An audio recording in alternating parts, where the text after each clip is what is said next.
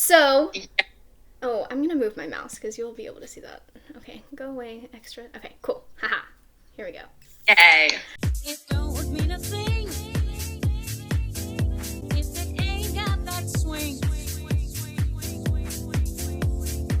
It don't mean a thing. All you gotta do is sing. We are here with Mallory Bechtel, who you probably know from Dear Evan Hansen on Broadway.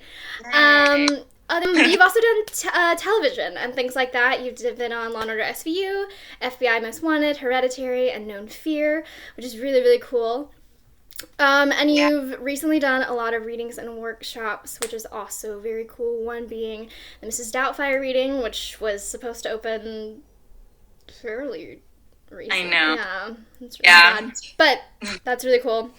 So first I want to chat, obviously, about Dear Evan Hansen. How did that happen? How did that come to be? Well, let's see. I was a junior in high school, I think, and it was almost the end of my school year, and I got an audition just in my email to be the vacation understudy for Zoe, and I sent a tape in. And I got a final callback, which was usually what I did when I was still in high school because I had been auditioning for stuff in New York for a while. I usually submitted tape, and then if they like it, I would be able to get on a plane, fortunately, and go to the final callback, which is what I did. And then I got it. Just crazy, was not expected, happened very quick. I missed a couple of my finals, I think. I had to retake them, but worth it. And so there was like 3 months of waiting, and then I was vacation understudy in August before my senior year.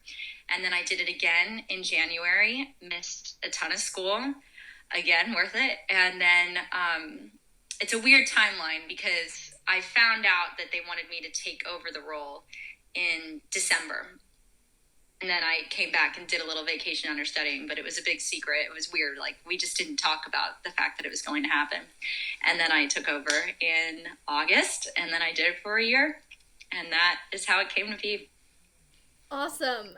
Tell me about what it was like stepping in Dear Evan Hansen once you were finally named the official replacement. Yes. So, I feel very lucky that I got to be a vacation understudy first. One, because it was it's crazy, and it's something you don't really realize, or at least I didn't realize growing up, is that when and maybe it's just for a show like Dear Evan Hansen where there's not a lot of choreography, or it's not too complicated and it's such a small cast, but people, you really don't get to rehearse a lot.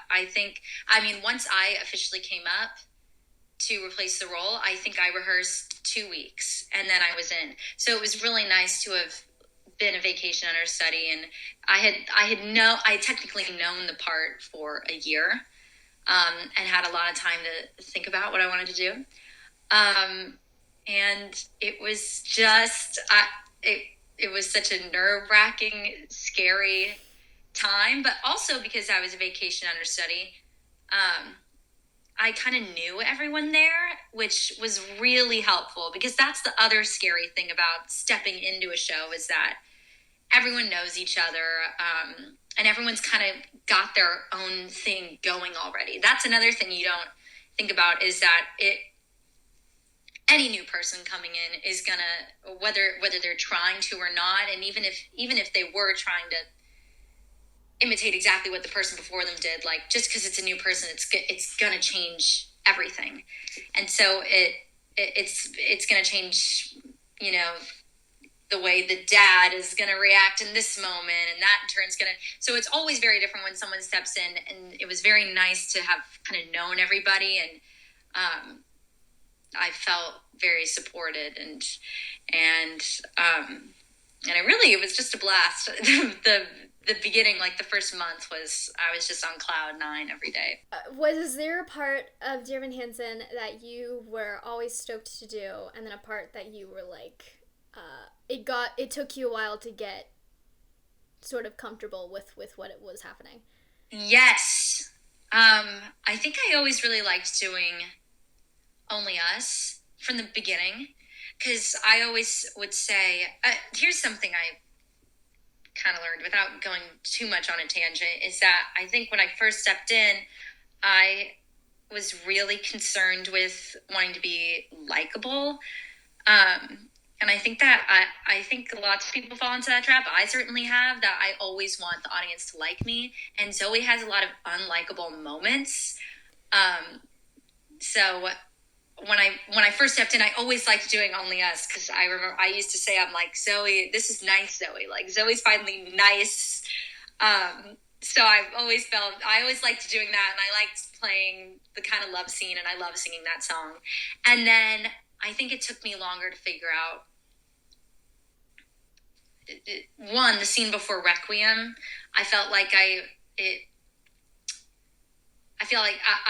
took me a long time to kind of give myself permission to yell at my mom, I think, because again, it was the same issue. I'm like, I don't want to, and I kind of remember having a conversation with Jennifer Laura Thompson, who played my mom, about it. She probably wouldn't remember it all. I don't remember what I said, but I think I was defending her character. I was like, she's trying her best, just kind of jokingly.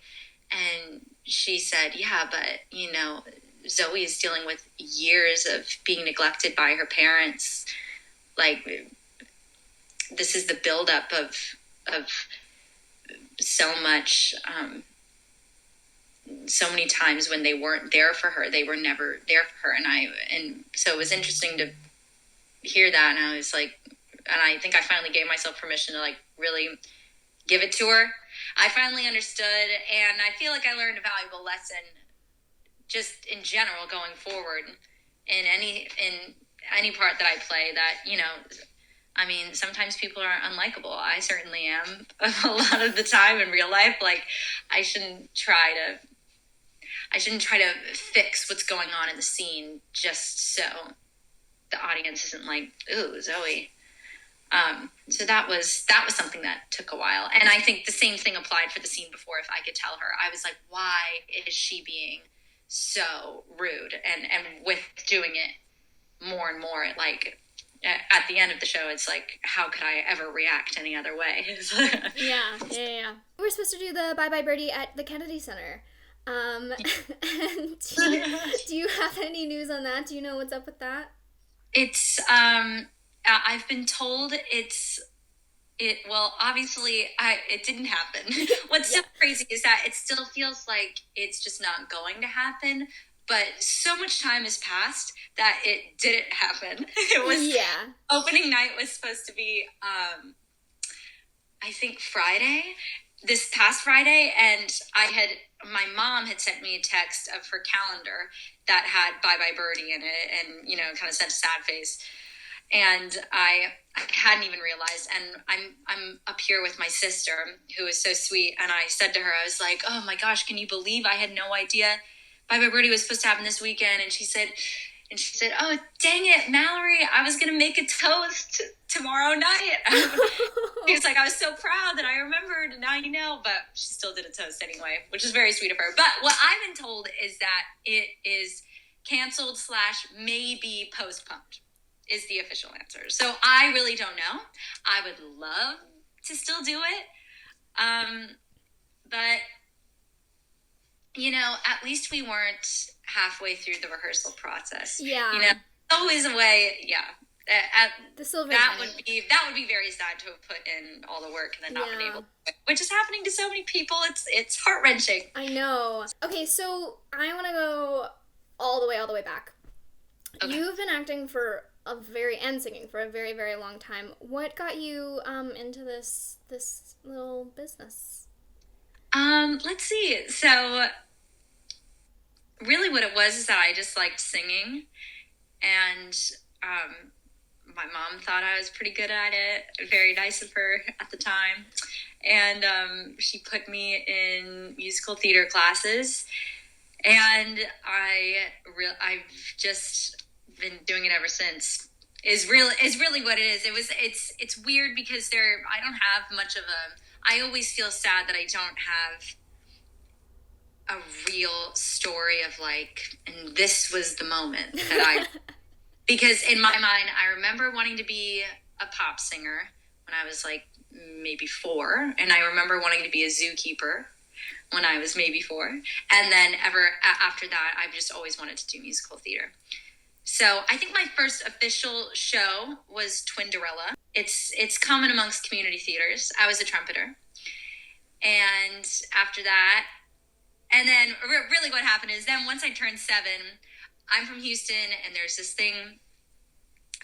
theater, the Hobby Center, and Theater Under the Stars is the big company that runs it, and it's a gorgeous theater, and they put on amazing productions, and tours go through there, and so they also have this thing called the Humphrey School of Musical Theater, and kids audition 7 through 18, I think it is, and you take classes there. And so once I was 7, I auditioned to be a part of the academy, and then that's really where I would say I learned everything, was taking classes from that place.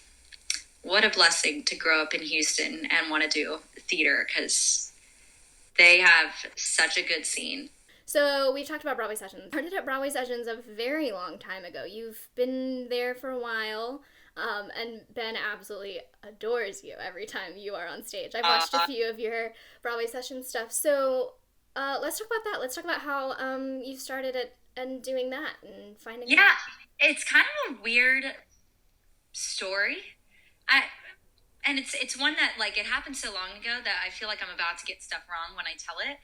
But I think what happened, because I think the first time I performed, I like to think that I was the first rising star. It hasn't been officially confirmed, but I think I was in the beginning of that, because I was 11 years old, and I think what happened is that this woman, her name is Tiffany Chalet, now she's put on like so many cabarets, and mainly kids are in it. It's a bunch of Broadway kids, and it's always raising money for a certain charity, and a wonderful woman. But what's crazy is she was my age at the time, my age now. She reached out to me via whatever, Facebook possibly, and because she had seen my YouTube channel, and said, hey, I'm putting on this cabaret, like I was wondering if you would be able to perform in it. And we just said, yeah. We were like, sure. We being me and my mom, because that's who the team was back in the time. And she said, oh, while you're up here, there's this thing called Broadway Sessions. I've showed your videos to Ben Cameron. He would love to have you in it. And that was that. And can you imagine how I was so terrified at the time. And when we met there were like so many 9-year-olds running around. So many, yeah. I think maybe perhaps now it's become more of a kid-friendly environment. Not that it's not kid-friendly, it's just mature. And I was surrounded by all these Broadway people who were so much older and who I knew, and I was just so scared. But now, of course, I love going. But that was the first time it ever happened, and then all the subsequent times were just, I think my mom would be like, if I had an audition, she would email Ben. He's a very nice man. My mom's a very nice woman. She kind of sounds like a stage mom, but she's not. But she would just be like, hey, like, we'll be up. Like, could Mallory perform? And then he would be like, yeah. And that was that.